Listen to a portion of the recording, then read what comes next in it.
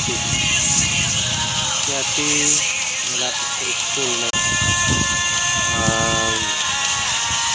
malapit sa dagat.